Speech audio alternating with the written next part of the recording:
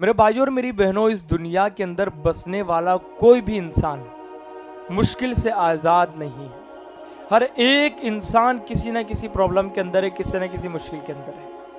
ہر ایک انسان، اگر کوئی مالدار ہے تو وہ یہ ٹینشن میں ہے کہ اس کو سکون کیسے ملے۔ اگر کوئی غریب ہے تو وہ یہ مسئلے کے اندر ہے کہ وہ مالدار کیسے بنے۔ اگر کوئی مالدار ہے تو وہ اچھی بات کرنا چاہتا ہے، اپنے اندر حسن اخلاق پیدا کرنا چاہتا ہے، وہ کوئی اس کے لیے پریشان ہے، کوئی اپنی اولاد کو لے کر کے پریشان ہے، کوئی بندہ اس لیے پریشان ہے کہ اس کی شادی نہیں ہو رہی، کچھ اس وجہ سے پریشان ہے کہ ان کی شادی ہو گئی، وہ سوچتے کہ کاش ہماری شادی نہ ہوئی ہوتی۔ یعنی بتانے کا مقصد یہ ہے کہ اس دنیا میں کوئی بھی بندہ ایسا نہیں ہے جو کسی نہ کسی پریشانی کے اندر نہ ہو، کسی نہ کسی ٹینشن کے اندر نہ ہو۔ ہر آدمی ٹینشن کے اندر، کسی نہ کسی مسئلے کے اندر ہر انسان پھنسا ہوا ہے۔ جب میں کئی لوگوں کے پاس بیٹھتا ہوں، ان سے گفتگو کرتا ہوں، تو پتہ چلتا ہے کہ لوگ کیسی کیسی پریشانیوں کے اندر ہیں۔ ان کی پریشانیاں بڑی تھوڑی سی ہے، لیکن ان کو یہ لگتا ہے کہ میری پریشانی سب سے بڑی ہے۔ میں نے کئی ایسے لوگوں کو دیکھا ہوں، اس کم عمری کے اندر ایسے لوگوں سے ملا ہوں جن کے پاس کچھ نہیں تھا، جنہوں نے اپنا کاروبار سڑک سے سٹارٹ کیا تھا، لیکن اللہ تعالیٰ نے ان کو دیا، نوازا، اور وہ بڑی مہنگی بلڈنگ کے اندر اپنی آفس کو انہوں نے شفٹ کیا، اپنی آفس کو لیا، اور وہاں سے پھر انہوں نے کاروبار کو ہینڈل کیا۔ لیکن کچھ دنوں کے بعد پھر وہی حال کہ وہ اللہ تعالیٰ نے نوازا تھا، پھر وہ روڈ پر آ گئے۔ کوئی غلطی ہوگی، کوئی بھول چک ہوگی، اللہ تعالیٰ آزما رہا ہوگا۔ میں خود جانتا ہوں ایسے لوگوں کو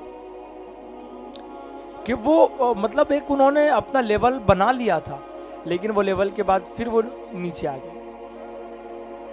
تو میرے بھائیوں، بتانے کا مقصد یہ ہے کہ لوگوں کے پاس بڑے مسائل ہیں، بڑے مسائل۔ ایک بندے کو تو میں خود جانتا ہوں کہ اس نے سڑک سے سٹارٹ کیا تھا، بڑی بلڈنگ میں اس نے اپنی آفس لیا، وہ بیمار بھی رہتا تھا، اس کو بلڈ کینسر بھی تھا۔ یعنی اپنی لائف کے اندر اس نے بہت کچھ پایا، لیکن کچھ دنوں کے بعد پھر وہی اس کا پھر حال ہو گیا، وہ روڈ پر آ گیا۔ ایک حافظ صاحب تھے، حافظ قرآن تھے، انہوں نے بزنس میں ٹرائی کیا، بڑا ٹرائی کیا، اللہ تعالیٰ نے بڑا ان کو نوازا، بہت نوازا اللہ تعالیٰ نے ان کو، اور ان کا کاروبار دبئی تک چلا گیا تھا، دبئی تک ان کا کاروبار چلا گیا تھا۔ لیکن انہوں نے انڈیا میں بڑا اچھا پرفارمنس دیا، لیکن جیسی دبئی کے اندر انہوں نے اپنا کاروبار سٹارٹ کرنا جو شروع کیا، تو پورا پیسہ انہوں نے وہاں پر لگا۔ دیکھو، انسان کی کبھی کبھی ایک چھوٹی سی غلطی بہت کچھ ختم کر دیتی ہے، ایک غلط فیصلہ بہت کچھ ختم کر کے رکھ دیتا ہے۔ ہم بھی اپنی لائف میں بہت سارے ایسے سینکڑوں فیصلے کرتے جو غلط ہوتے ہیں ہمارے، لیکن ماننے کے لیے ہم تیار نہیں ہوتے، ہم اپنی غلطی کو ایکسیپٹ کرنے کے لیے تیار ہی نہیں ہوتے۔ انہوں نے جب دبئی میں ٹرائی کیا، دبئی میں پورا پیسہ لگایا، بہت پیسہ لگایا، لیکن وہاں کا پروجیکٹ ان کا فیل ہو گیا۔ اب وہاں کا جب پروجیکٹ ان کا فیل ہوا تو یہاں پر جو کاروبار چل رہا تھا وہ بھی ختم ہو گیا، کیونکہ پوری توجہ انہوں نے وہاں پر لگا دی تھی۔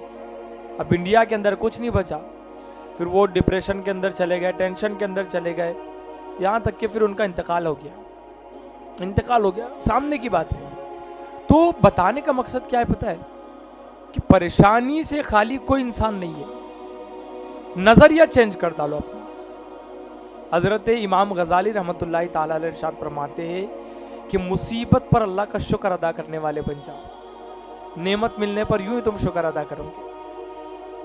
حضرت رابعہ بصریہ رحمۃ اللہ تعالی علیہ بیٹھی تھی، حضرت رابعہ بصریہ کے سر پر اینٹ گری۔ یہ پریشانی ہے، مشکل ہے، دیکھو نظریہ چینج کرو، میں بتا رہا ہوں کہ آپ کو ڈیل کیسے کرنی ہے مشکل کے اندر۔ ان کے سر پر اینٹ گری، خون نکلا، تو کسی نے کہا کہ رابعہ درد نہیں ہوتا سر پر اینٹ گری؟ تو رابعہ بصریہ نے کہا کہ جو اینٹ گری کس کے ارادے سے گری؟ تو کہا اللہ کے ارادے سے گری۔ کہا میرے سر پر گری، یہ کس کا ارادہ تھا کہ رابعہ کے سر پر گرے؟ کہا اللہ کا ارادہ تھا۔ تو رابعہ بصریہ نے کہا کہ میرے رب کے ارادے میں تھی، میرے رب کا ارادہ میرے متعلق سے تھا، بس اسی بات نے مجھے اتنی خوشی دی کہ تکلیف کا احساس نہیں رہا۔ تو یہ کب ہوگا؟ جب اللہ سے دوستی ہوگی۔ یہ کب ہوگا؟ جب اللہ سے رابطہ ہوگا. اور جب بندہ اللہ سے جڑ جائے، جب بندہ اللہ سے دوستی کر لے، تو پھر پریشانی کہاں رہتی ہے؟ وہ تو انعام لگتا ہے. اللہ تعالیٰ فرماتا ہے کہ تم فرائض کے بعد نوافل کی کثرت کے ذریعے سے میرے قریب آتے ہو.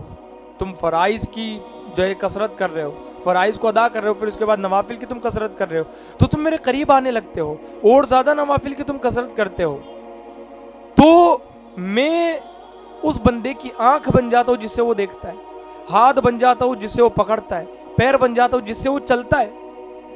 یعنی اللہ تعالیٰ اتنا کلوز اس کے ہو جاتا ہے، اتنے قریب اس کے ہو جاتا ہے کہ اللہ اس کے ہاتھ بن جاتا ہے جس سے وہ پکڑتا ہے، اللہ اس کی آنکھ بن جاتا ہے جس سے وہ دیکھتا ہے. جو بندہ اللہ سے دوستی لگا لے. اب سوچو اگر کسی بندے کی یہ کیفیت ہو جائے کہ وہ اللہ کا ہو جائے، اللہ اس کی ہاتھ بن جائے، اللہ اس کے پیر بن جائے، اللہ اس کی آنکھیں بن جائے، تو پریشانی کی حیثیت کیا ہے پھر؟ مشکلات کی اوقات کیا ہے پھر؟ کوئی اوقات ہے؟ کوئی اوقات نہیں. اگر کوئی بندہ اللہ سے جڑ جائے پھر اس کے لیے سکون بھی. الا بذکر اللہ تطمئن القلوب. جان لو اللہ کے ذکر سے دلوں کو قرار ملتا ہے. اگر کوئی متلاشی سکون کا اللہ کے ذکر میں ہے، سکون، اطمینان، یعنی وہ پرابلمز کے اندر ہے، پریشانیوں کے اندر ہے، لیکن اللہ سے کنیکٹ ہے، اللہ سے جڑا ہوا ہے، تو اللہ اس کے دل کو سکون بھی عطا کرے گا.